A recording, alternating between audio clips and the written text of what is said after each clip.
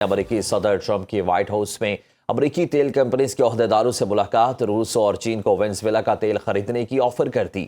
کہا امریکہ نہیں چاہتا کہ چین اور روس گرین لینڈ پر قبضہ کریں۔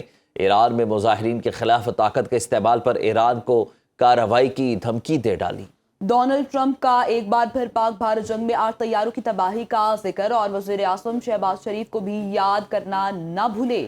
امریکی صدر ڈونلڈ ٹرمپ نے کہا ہے کہ دنیا بھر کے ممالک پر امریکی فوجی حملے کا حکم دینے کا مکمل اختیار رکھتا ہوں۔ اپنے ایک بیان میں امریکی صدر ڈونلڈ ٹرمپ نے کہا کہ بحیثیت کمانڈر ان چیف اپنے اختیارات کی حد کا فیصلہ کرنے والا میں خود ہی ہوں۔ جو واحد چیز مجھے روک سکتی ہے وہ میری اپنی اخلاقیات اور میرا اپنا دماغ ہے۔ نیو یارک ٹائمز کو انٹرویو میں ٹرمپ نے 1 سال سے زائد عرصے تک وینزویلا کے معاملات چلانے اور تیل پر قبضہ رکھنے کے عزائم کا اظہار بھی کیا۔ امریکی جریدے نے ایران میں پرتشدد مظاہروں کے دوران 217 ہلاکتوں کا دعویٰ کر دیا ہے۔ ٹائم میگزین کے مطابق مظاہرین نے 26 بینک، 25 مساجد، 2 اسپتال، 48 فائر بریگیڈ کی گاڑیوں کو نقصان پہنچایا۔ سرکاری عمارتوں اور پولیس اسٹیشنز پر بھی حملے کیے گئے جس میں کئی اہلکار زخمی ہوئے۔ 2500 افراد کو گرفتار کر لیا گیا۔ ایران میں انٹرنیٹ سروس بھی بند ہے۔ تہران کے ایک ڈاکٹر نام ظاہر نہ کرنے کی شرط پر امریکی جریدے کو بتا چکے ہیں کہ تہران کے 6 اسپتالوں میں 217 مظاہرین کی ہلاکت کی تصدیق ہوئی، جن میں زیادہ تر لوگ فائرنگ سے مارے گئے، تاہم ایرانی حکام نے ہلاکتوں کی تصدیق نہیں کی ہے۔ دوسری جانب واشنگٹن ڈی سی کی human rights activist news agency نے 63 افراد کی ہلاکت کی رپورٹ کی ہے۔ امریکہ اسرائیل کے ساتھ مل کر ایران میں اشتعال اور تشدد کی حوصلہ افزائی کر رہا ہے۔ ایرانی سفیر برائے اقوام متحدہ امیر سعید ایروانی نے سلامتی کونسل کو خط لکھا جس میں امریکی اقدامات کو اقوام متحدہ چارٹر اور عالمی قوانین کی صریحاً خلاف ورزی قرار دیا۔ امریکی اقدامات غیر قانونی اور غیر ذمہ دارانہ ہیں۔ امریکی پالیسیاں عالمی امن اور بین الاقوامی قوانین کے لیے خطرہ ہیں۔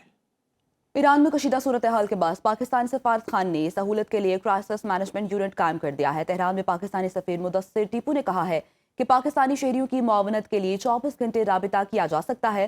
معلومات کے لیے 3 عہدیداروں کے فون اور لینڈ لائن نمبرز فراہم کر دیے گئے ہیں۔ برطانیہ، جرمنی، فرانس اور ایران میں پرتشدد مظاہروں پر اظہار تشویش۔ تینوں ممالک کے مشترکہ بیان میں ایرانی سیکورٹی فورسز کے ہاتھوں مظاہرین کی ہلاکت پر سخت الفاظ میں مذمت۔ فرانسیسی صدر ایمانوئل میکرون، برطانوی وزیر اعظم کیر سٹارمر اور جرمن چانسلر فریڈرک مرز نے مشترکہ بیان میں کہا کہ ایرانی حکام پر یہ ذمہ داری عائد ہوتی ہے کہ وہ عوام کے جان و مال کا تحفظ کریں۔ شہریوں کو اظہار رائے اور پرامن اجتماع کی آزادی کے بغیر کسی خوف یا انتقامی کارروائی کی فراہم کی جائے۔ ایرانی حکومت پر زور دیا کہ وہ تحمل اور ضبط کا مظاہرہ کرے، تشدد سے باز رہے، شہریوں کے بنیادی اور آئینی حقوق کا مکمل احترام یقینی بنائے۔ پرامن احتجاج کو طاقت سے دبانے کی کوششیں ناقابل قبول ہیں۔ امریکی صدر ٹرمپ کی وائٹ ہاؤس میں امریکی تیل کمپنیز کے عہدیداروں سے ملاقات، روس اور چین کو وینزویلا کا تیل خریدنے کی آفر کر دی۔ کہا امریکہ نہیں چاہتا کہ چین اور روس گرین لینڈ پر قبضہ کریں۔ ایران میں مظاہرین کے خلاف طاقت کے استعمال پر ایران کو کارروائی کی دھمکی دے ڈالی۔ ڈونلڈ ٹرمپ کا ایک بار پھر پاک بھارت جنگ میں 8 طیاروں کی تباہی کا ذکر اور وزیر اعظم شہباز شریف کو بھی یاد کرنا نہ بھولے۔